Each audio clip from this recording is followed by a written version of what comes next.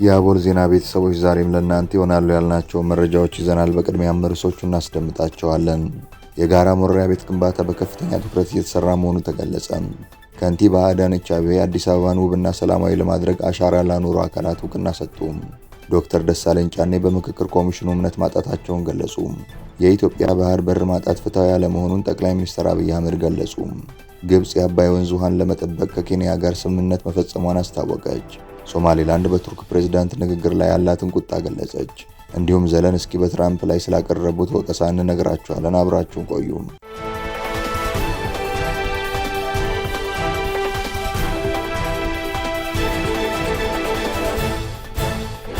ሰላም ጤና ይስጥልን። ይህ አቦል ዜና ነው።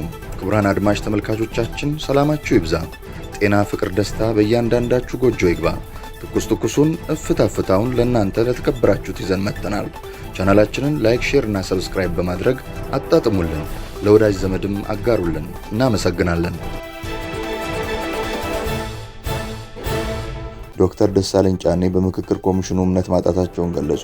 የህዝብ ተወካዮች ምክር ቤት አባል የሆኑት ዶክተር ደሳለኝ ጫኔ በርካታ የአማራ ተወላጅ የሆኑ የፖለቲካ መሪዎች፣ ጋዜጠኞችና የህዝብ እንደራሴዎች በታሰሩበት ሁኔታ የሀገራዊ ምክክር ሂደቱ ስኬታማ ይሆናል የሚል እምነት እንደሌላቸው በይፋ ገልጸዋል። ዶክተር ደሳለኝ ይህን ያሉት የሀገራዊ ምክክር ኮሚሽን አመራሮች በምክር ቤቱ ቀርቦ ማብራሪያ በሰጡበት ወቅት ሲሆን በንግግራቸውም ኮሚሽኑ በእስር ላይ ያሉ የሀሳብ መሪዎች እንዲፈቱ በቂ ግፊት አላደረጉም ሲሉ ወቅሰዋል።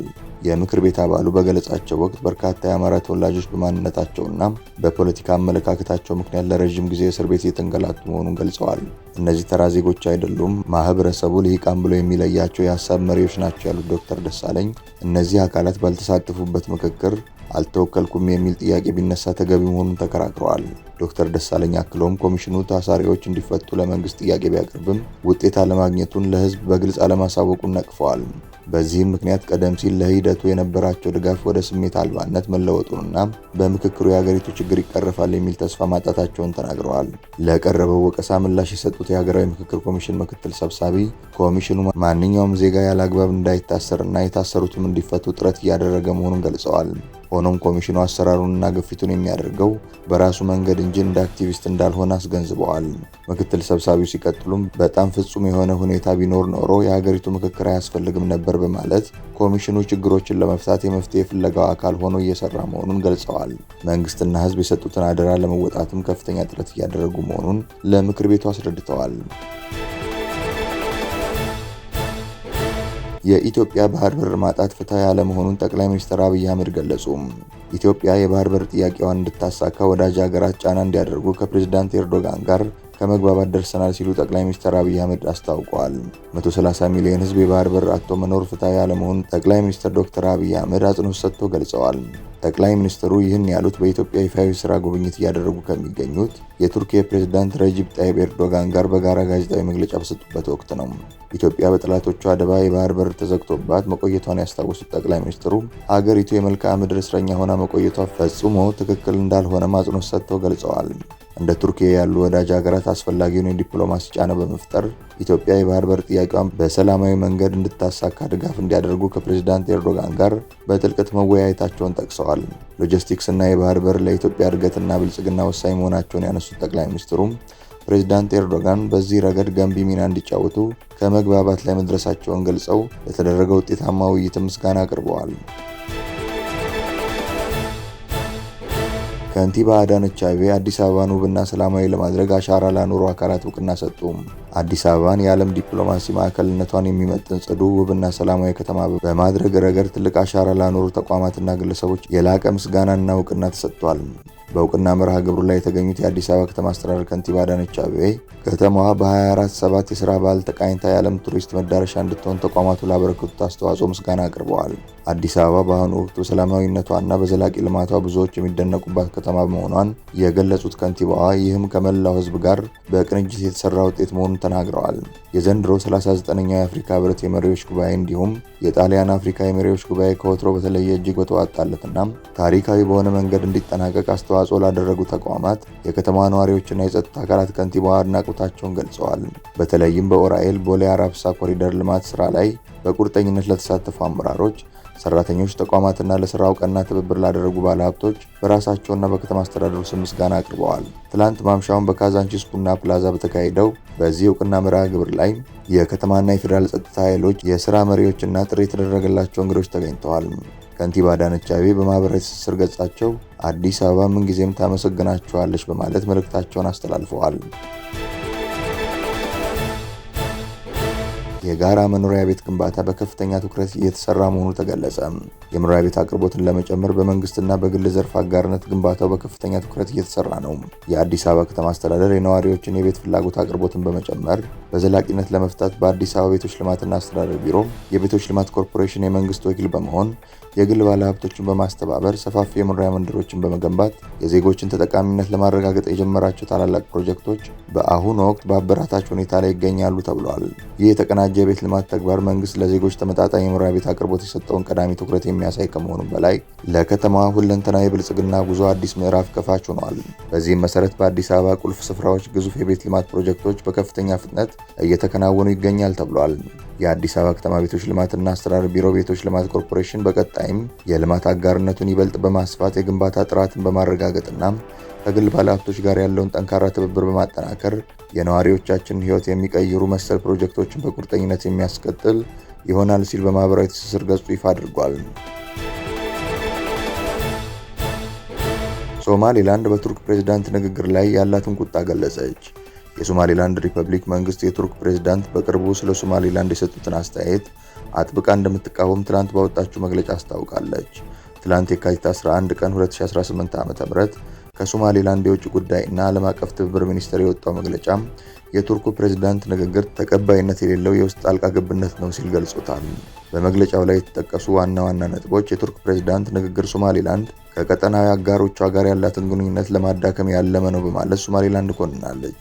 በአፍሪካ ቀንድ ያሉ ሀገራት የውጭ ፖሊሲ ውሳኔዎች መወሰን ያለባቸው በራሳቸው በመንግስታቱና በህዝቦቻቸው መሆን እንዳለበት አሳስባለች። የውጭ ሀገራት የእርስ በርስ ሽኩቻ ወደ ቀጠናው መምጣት የለበትም፣ ይህ መሆኑ የቀጠናውን መረጋጋትና ትብብር አደጋ ላይ ይጥላል ስትል አስጠንቅቃለች። ቱርክ ከቀጠናዊ ውጥረት ቀስቃሽ አቋሞች እንድትቆጠብና ለጋራ መከባበር፣ ለጣልቃ አልባነት እንዲሁም ለሉዓላዊ ውሳኔ አሰጣጥ መርሆች ተገዥ እንድትሆን ሶማሌላንድ ጥሪ አቅርባለች። በመጨረሻም ሶማሌላንድ ከአጋሮቿ ጋር የምታደርገው ግንኙነትና ዓለም አቀፍ እውቅናን ለማግኘት የምታደርገው ጥረት ሰላማዊ፣ ህጋዊና በህዝቦቿ ዲሞክራሲያዊ ምኞች ላይ የተመሰረተ መሆኑን በድጋሚ አረጋግጣለች። ግብጽ የአባይ ወንዝ ውሃን ለመጠበቅ ከኬንያ ጋር ስምምነት መፈጸሟን አስታወቀች። የግብጽ የውጭ ጉዳይ ሚኒስትር በድር አላቲ እና የውሃ ሀብት ሚኒስትሩ አኒስ ዋሊም ወደ ናይሮቢ በማቅናት ከኬንያ አቻዎቻቸው ጋር ተወያይተዋል። ውይይቱን ተከትሎ የአባይ ውሃን ለሁሉም የተፋሰሱ ሀገራት በሚጠቅም መልኩ ትብብርና ውይይት ለማድረግ የተስማሙ ሲሆን ዓለም አቀፍ ሕግን በጠበቀ መልኩ የውሃን ደህንነት ለማስጠበቅ በጋራ እንደሚሰሩም አስታውቀዋል። የግብጽ የውጭ ጉዳይ ሚኒስትሩ ባሰሙት ንግግር ግብጽ በኬንያ ውስጥ የተለያዩ መለስተኛ ግድቦች እንዲገነቡ የሚያስችል የ$100 ሚሊዮን ፈንድ ማቋቋሟን ገልጸዋል። ከዚህ ውስጥ በቅርቡ $7 ሚሊዮን እንደሚለቀቅም አስታውቀዋል። ሲናገሩም እነዚህ ግድቦች የመጠጥ ውሃ እጥረትን ለመቅረፍና ለመስኖ ለማዋል እንደሚቻል ኬንያን ምሳሌ የሚያደርጓት ይሆናሉ ብለዋል። በአባይ ወንዝ ላይ ይህንን መሰል በትብብር የሚከናወን ልማት እንጂ የተናጠል እርምጃ ተቀባይነት እንደማይኖረው በመግለጽ ማሳሰቢያ ሰጥተዋል። የኬንያ ካቢኔ የውጭ ጉዳይ ዋና ጸሐፊ የሆኑት ሙሳሊያ ሙድቫኒ በበኩላቸው የጋራ በሆነው የውሃ ሀብት አጠቃቀም ላይ የትኛውም ወገን መጎዳት እንደሌለበት ያስታወቁ ሲሆን በተፋሰሱ ሀገራት መካከል ያለው ልዩነት በውይይት እንዲፈታም የሚፈልጉ መሆኑን ገልጸዋል። ውይይቱ በአባይ ተፋሰስ ሀገራት ተነሳሽነት ማዕቀፍ ውስጥ ሆኖ በአፍሪካውያን የሚመራ መሆን እንዳለበትም አሳስበዋል። በአባይ ወንዝ ጉዳይ የተነሱ ውዝግቦችን ኬንያ ለየትኛውም አካል ሳትወገን የማደራደር ሚና ለመጫወት ዝግጁ መሆኗንም ጨምረው መናገራቸውን ዘ ኬንያን ታይምስ ዛሬ ባቀረበው ዘገባ አስረድቷል።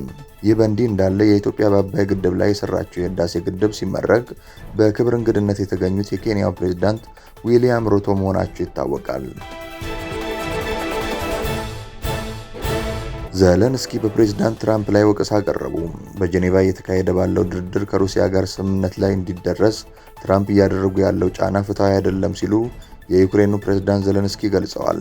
ሁለቱ አካላት ማክሰኞ በጄኔቫ ያከናወኑት ድርድር ውጥረት የተሞላበት የነበረ በመሆኑ ስምምነት ላይ መድረስ ሳይችሉ መቅረታቸው ይታወሳል። ይህ ድርድር ረቡዕም የቀጠለ ሲሆን የትራምፕ መልእክተኛ የሆኑት ስቲቭ ዋትኮፍ ግን የሰላም ጥረቱ ትርጉም ያለው መሻሻል ማሳየቱን ተናግረዋል።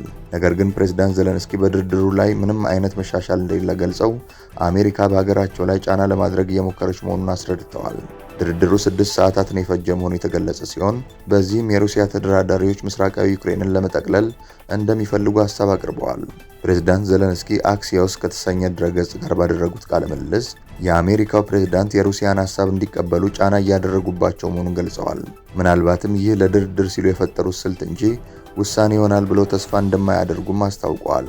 ዘለንስኪ በተለይ ዶንባስ የተሰኘውን ግዛት ለሩሲያ መስጠት ላይ እንደማይስማሙ ገልጸው አሜሪካ ይህ እንዲሆን ካደረገች ግን ይቅር የማይባል ስህተት ይሆናል ብለዋል። የዜና አውታሩ እንዳስታወቀው ከዶንባስ ግዛት ውስጥ 88% ያህሉ በአሁኑ ወቅት በሩሲያ እጅ የሚገኝ ሲሆን የዋሽንግተን ባለስልጣናት ዩክሬንን ቀሪውን ክፍል ለቃ እንድትወጣ የሚል አቋም ይዘዋል። ዘለንስኪ ግን ይህ ኢፍትሐዊ ነው በማለት በትራምፕ ላይ ወቀሳ አሰምተዋል። ክቡራን አድማጭ ተመልካቾቻችን ስለተከታተላችሁ እናመሰግናለን። የደወል ምልክቷን በመጫን አቦላችንን በትኩሱና በፍታው ሁልጊዜ እንዲደርሳችሁ አድርጉም። ለወዳጆቻችሁም በፍቅርና በቅንነት አጋሩ። ጡም ቡናችንን አቦል ግብዣችንን ይዘን ወደ በኋላ እንመለሳለን። በቸር ያቆየን።